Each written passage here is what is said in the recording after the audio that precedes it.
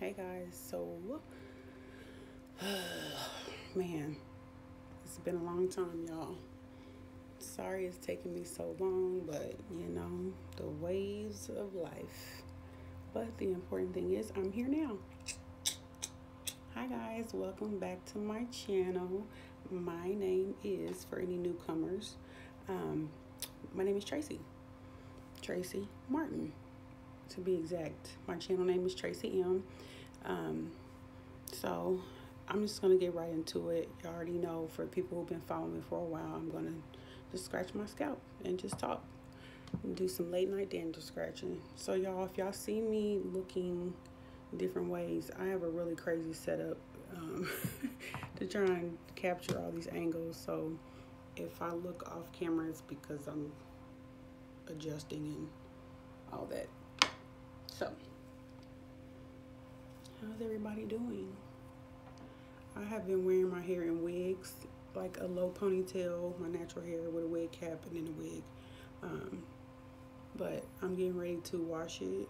Not tonight, but in the next couple days, I'm gonna get ready to wash it and wear my natural hair out. So of course, anytime before I wash my hair, I have to clear my scalp out. So look, y'all. My hair has grown like all the way back, and look at the new growth though. So it's really even longer than this, and because it's been pulled back in that low ponytail, I really honestly have not even been like combing it every day. I wouldn't be surprised if, I don't know, if I have knots or something in here. Who knows? Some of the things, the white spots like on my hair shaft, is not dandruff or flakes. It's like product, because I use like freeze spray to secure my wig. So some of that you'll see, but you'll definitely be able to tell the difference between product and flakes.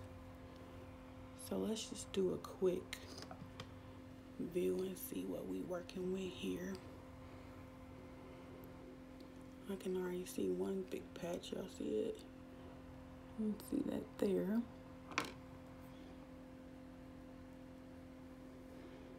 And now we got some patches around the edges there on them gray hairs. This here looks like product on my hair, but I'll go closer. There's some flakes there also. So let's get started. I always say I'm not gonna talk a whole lot, and I end up talking a lot. So I'm not even gonna say anything about talking. I'm just gonna let it flow. I hope everybody's been well. Things have been kind of crazy. I don't know what the heck this is. That must be some gel or something. I don't know. I'm trying to think of, I'm gonna try and answer questions that I pretty much think I'll get in the comments, that I'll get asked in the comments. How have I been? What have I been up to? Yeah, all that jazz. So I'll hop right into that. I've been good. Look, I'm lying. I have not been good, y'all. If you can't say a word, I just wave my hand. Lord, I'm waving. It's just been a lot going on. My dad, for those who have been with me for any amount of time, you probably know by now that my dad has cancer, and he's still alive. Still going through cancer treatments, chemotherapy, all that jazz. He got diagnosed in like February, about a year ago. But you know what? I still thank God, because this time last year, y'all, it was not long ago where I was making a video and telling y'all about my dad's diagnosis, and that he did not have much time to live. But I thank God, because he's still here. We don't have all the answers, but I do know that he's still here, and as long as he has life, he has a chance. So I just thank God he's still here. And then in September, between August and October, my mother-in-law, which would be Curtis's mom, she was diagnosed with stage 3 esophageal cancer. So her cancer was a lot more progressive than my dad's. My dad's cancer is like a really rare cancer. There's not a lot of research on it, so it's very hard to, give firm prognosis, life expectancies, things like that. But esophageal cancer is, I don't know how common it is, but it's a known cancer. It's not rare. And that's what my mother-in-law, Angie, her name's Angie. Hey, Mom, if you're watching. That's what she has. So for the past 3 months, really 2 months of straight treatment, she has had radiation every single day. Well, every day of the week, Monday through Friday, radiation once a day. And then on Mondays, once a week, she had radiation and chemo. So I was, with the help of my family, me, Curtis's family, we all kind of just pulled together and helped get her through treatment from, getting her there, transporting her. She didn't want to be alone during treatment, so people taking time off work to, be there. It's just been a journey. But about 3 weeks ago, she completed her treatment, and she goes on Monday to have the scan to see, if that treatment has helped or see what the status is. So, y'all keep her in the prayers again. My mother-in-law, her name is Angie Green. And then my dad, his name is Daryl Bledsoe. Please just keep me and Curtis's family in y'all prayers. Add their names to your prayers list at church or however you go about it. But Lord, don't pass us by. I don't want this video to turn gloom and gloom, so I'm going to try and just stay positive. But y'all know when you just go through something, not only there's something really difficult, a trial that's really difficult, but then also it lasts for a long time. It just gets really hard because you have to learn endurance, how to endure through that. And that's what I've been going through, really. It's just trying to learn how to endure during these marathon tests. Some tests are like quick. I don't even say easy, but they don't last long. But these tests with my father and my mother-in-law being sick in their body, it has truly been a marathon test, Lord. It has tested everything within me. But I thank God to have the testimony that both Curtis and our parents are both still here and living. So I thank God for that. Kids are doing well. Everybody's doing good. I was just talking to Curtis about that today. Despite everything we've been going through and the different changes, we ain't lost our mind. We ain't jumped off a bridge. It has been God that has been keeping our minds, our hearts. It has not been easy. Every day was and still is a struggle. But just making that conscious choice to really bring your mind under subjection and say, I will have a good day. Today will be a good day. Even if you get bad news or things don't go the way you'd hope or you're disappointed, we'll still have a good day in Jesus' name. So hope. That's what it is. Hoping against hope. So my hope goes beyond hope. I'm hoping against hope itself. I'm hopeful about all these situations going on in my life.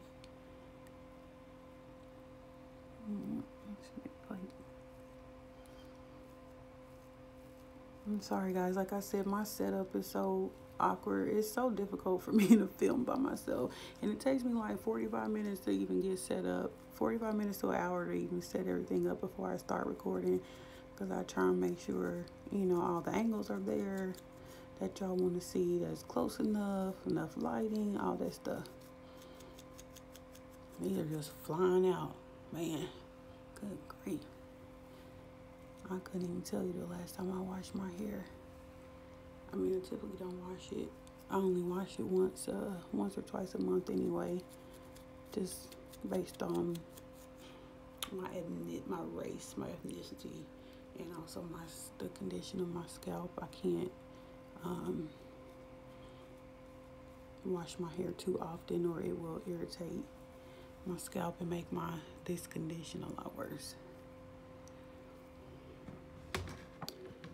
This ain't no ordinary worship. Man, everybody's asleep. Well, Blake's not asleep, but I'm not gonna bother him. Let him enjoy his time, his free time. But what else? Mom's doing good. She's been having some issues in her body as well too, but still hopeful, still trusting and believing God for healing, for strength, for endurance, for patience. Because when you're going through it, I mean, like I said, those marathon tests and trials, you learn very quickly that you have to learn how to endure and last through them, because each day is not easy. But my mom is such a woman of faith. Y'all know some people just have like gifts. I mean, I know faith is not technically like a gift of the spirit, but my mom has always just been a very, very faithful person. Her and Curtis are very similar in that way. What I mean is, my mom and Curtis, they have faith in God and believe God so strongly. They believe God for big things, miraculous things. And here I am, I be stumbling like, oh God, can you get me through the day? But Curtis and my mom are the type that believe God for miracles. I mean, they have crazy faith. They have more than a mountain sea faith. And I think it's a gift, just to have that level of faith, because it's so necessary in this Christian walk. You have to have faith, because, the Bible tells us we walk by faith and not by sight. And if I went through life based on everything I saw, man, I would have gave up a long time ago, because what it looks like ain't pretty. That's where faith comes in. I believe you, God, for the impossible. God, I believe you to do what nobody can do but you, God. You're the only one who can fix the situations in my life, in my heart, in my mind. And I know you're able to.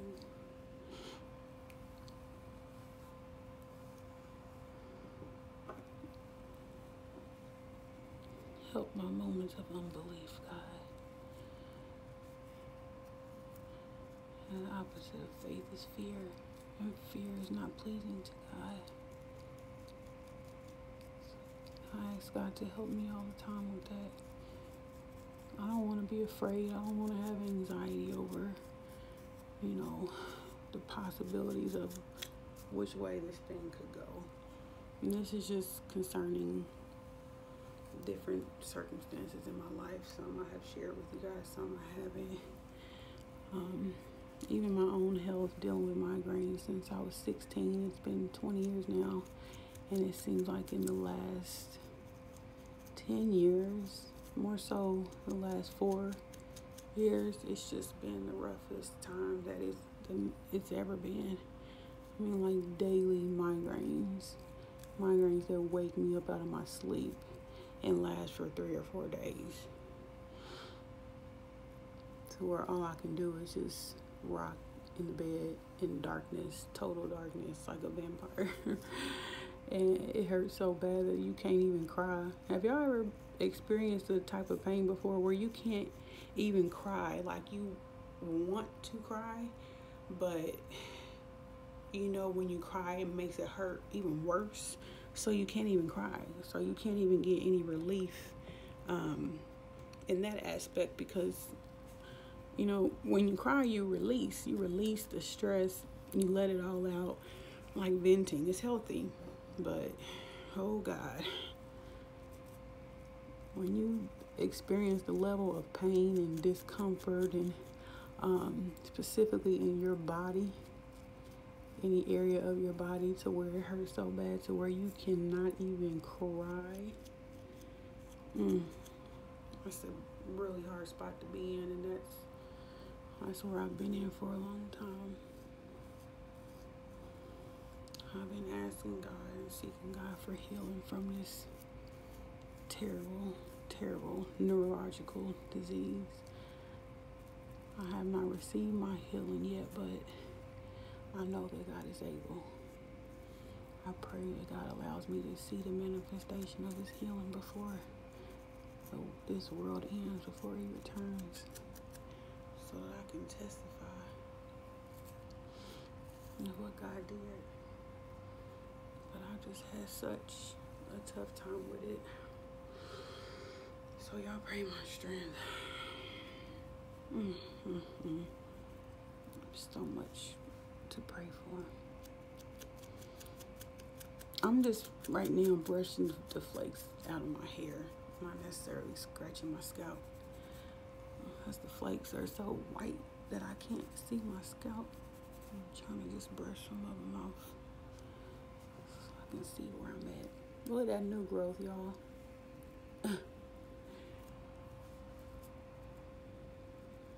Man, during this time, I try to be natural for real. I tried wearing my hair natural, doing the wash and goes and all that. And it's crazy because I have what's considered 4B, 4C, really 4C hair. So I don't have like a natural curl pattern to my hair. And then I have different textures or different curl patterns throughout my hair. Like up at the top, it's just always straight. Around this back, it gets not curly, but really soft and soft curls. And then spot over here is like half curly, halfway. I mean, it's just weird.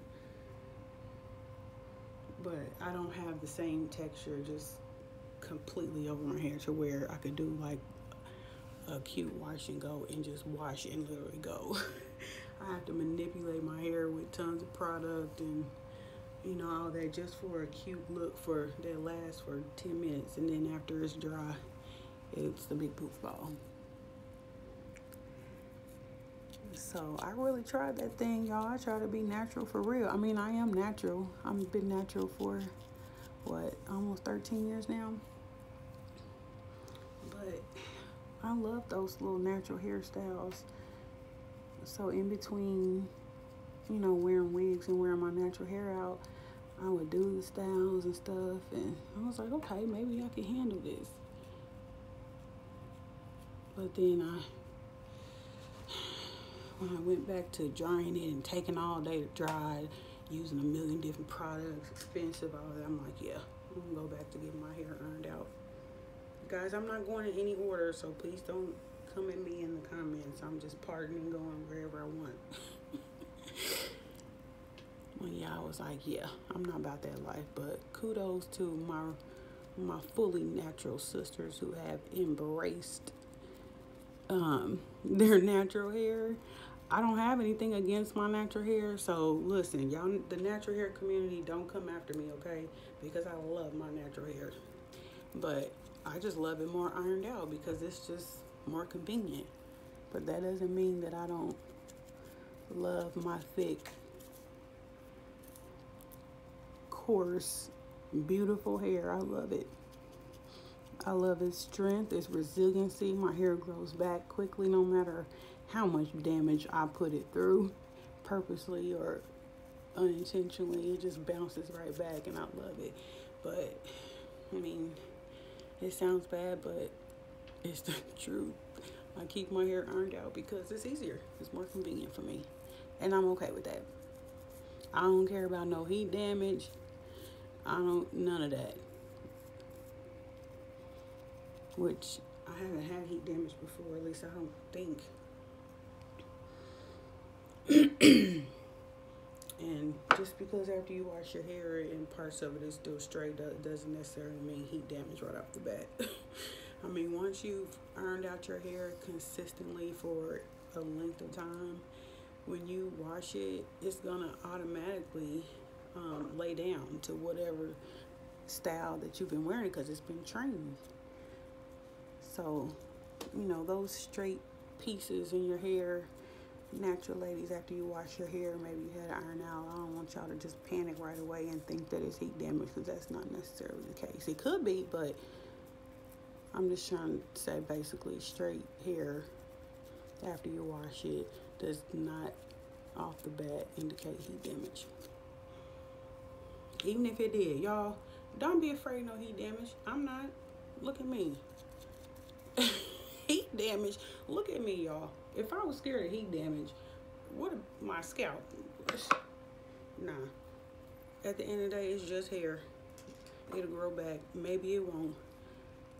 Maybe I'll mess my hair up one time too many and it never grow back. Even if it don't, they got wigs. I'll be alright. And Lord knows I love my wigs. People always ask me, why do you, not necessarily y'all, but, people in my circle, why do you always wear wigs and you got such pretty, full, thick hair and healthy hair? I'm like, it don't look healthy now. It's just because it's dirty. But it's convenient, y'all. At least for me, the main reason I wear wigs is out of convenience. And the other reason is because, I'm a woman. I like versatility. I might want cornrows one day, and I may want blonde hair the next day. I love being able to switch it up. I love being a black woman. And I love just being a woman in period because there's so many levels to us. So I embrace it. So y'all can't shame me about my hair because I love it. Any way it comes. We've been there into the night.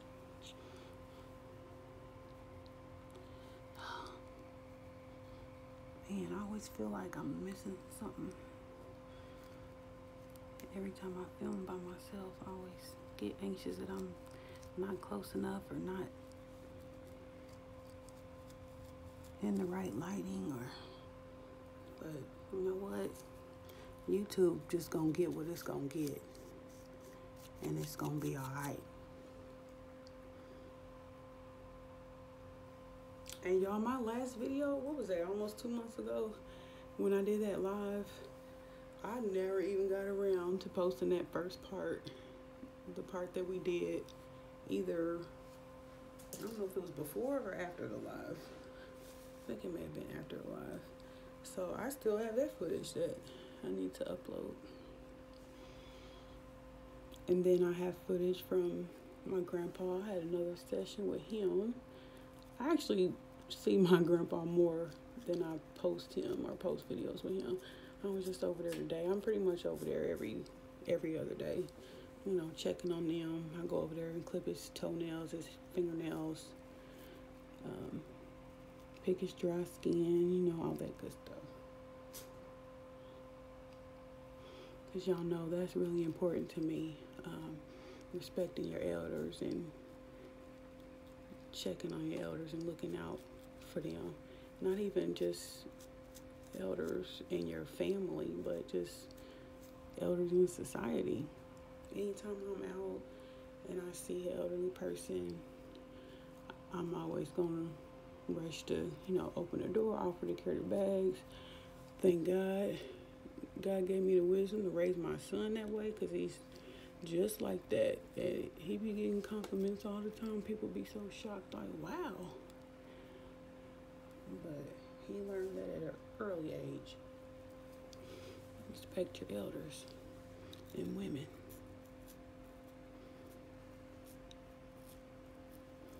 Well, as I pull my comb over these dry patches, it feel like sandpaper.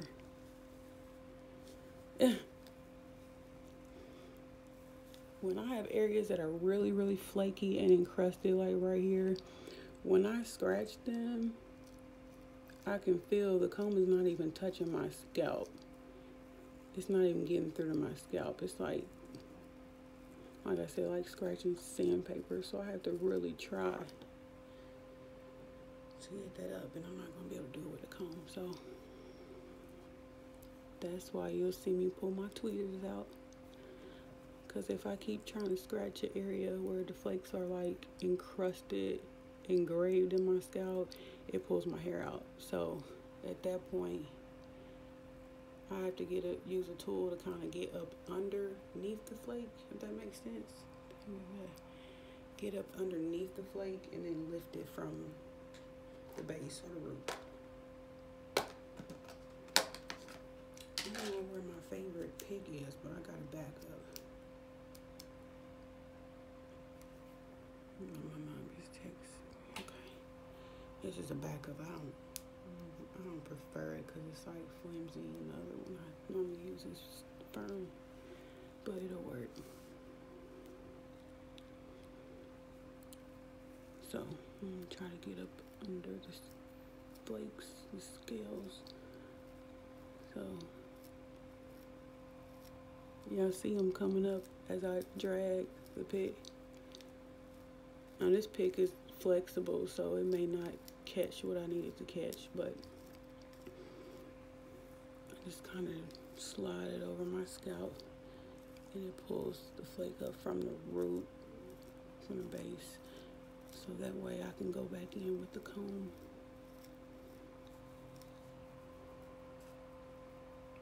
And get it all up. This ain't no ordinary worship.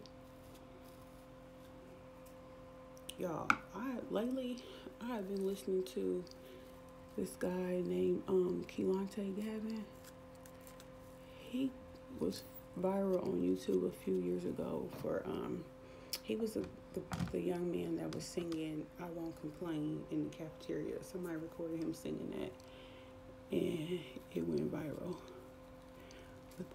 And I think he was like 14 at the time. Now he's like 20.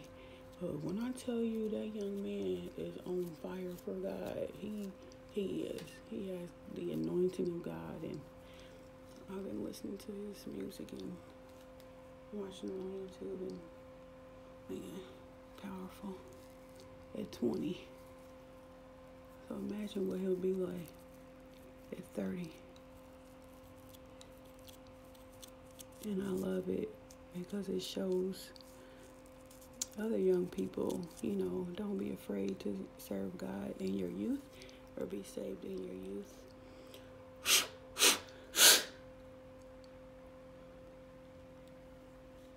And you can get saved and stay saved in your youth, I'm telling you. Now, that wasn't my testimony, but I didn't find God until later in life. But, well, he found me. I thank God that he found me anyway. But if there's any young people watching, like under 18, just know that you can live a dedicated life for Christ at a young age.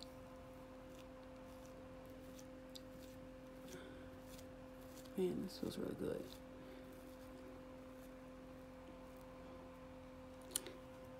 And then, guys, y'all, behind my ear, it has started flaring up again.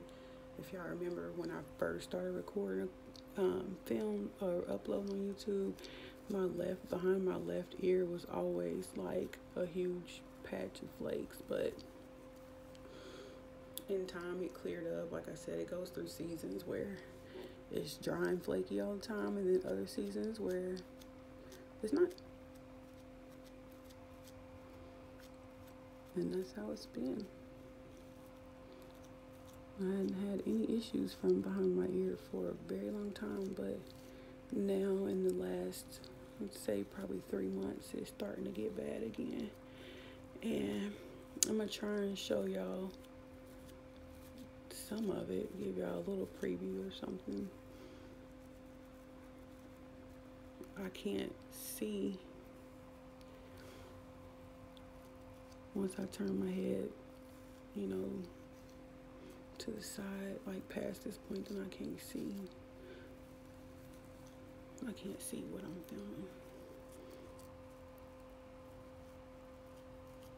doing. It's like Dusty Flakes and then Crusty Flakes all in one. Let me see if I can show y'all this ear. Or behind this ear. Let me use this mirror.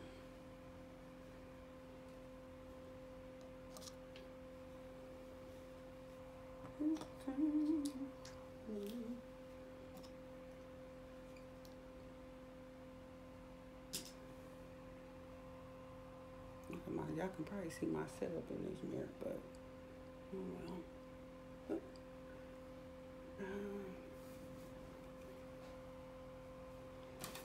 Sorry guys. Can y'all see that? Oh Lord, that's so my mama. Did you get that boy? Can y'all see? I ain't no contortionist.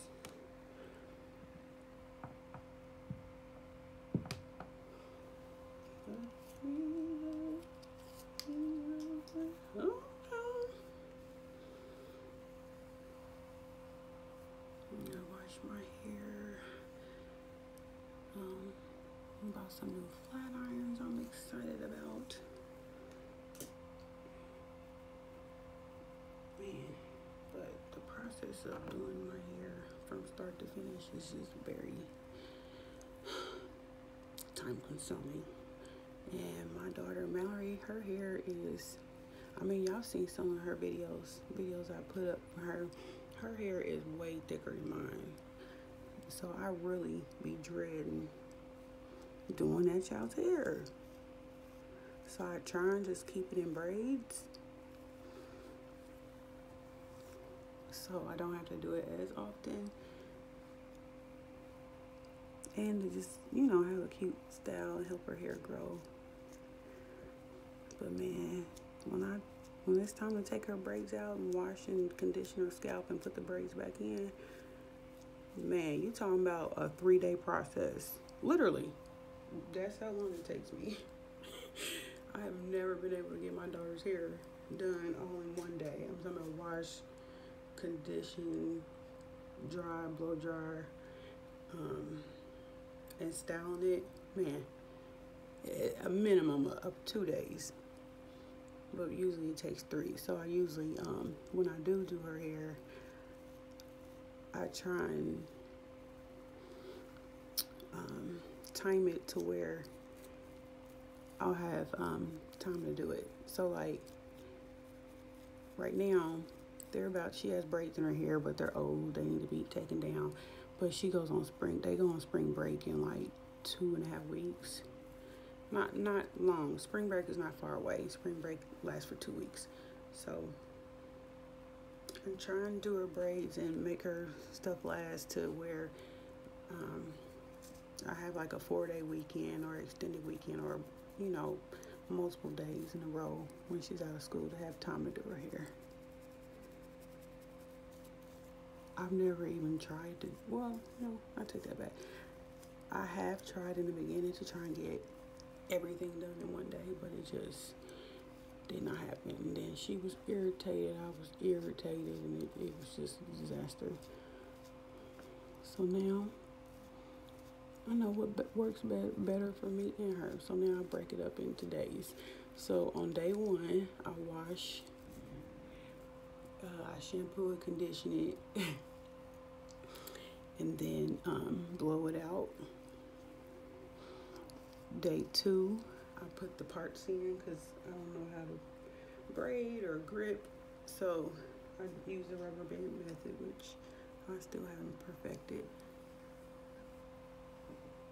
So yeah, day 2, I'll put the little ponytails in all over, and then on day 3, I actually install the hair and put the braids in. So 3 days. So imagine that, y'all. Spending your whole entire weekend doing hair.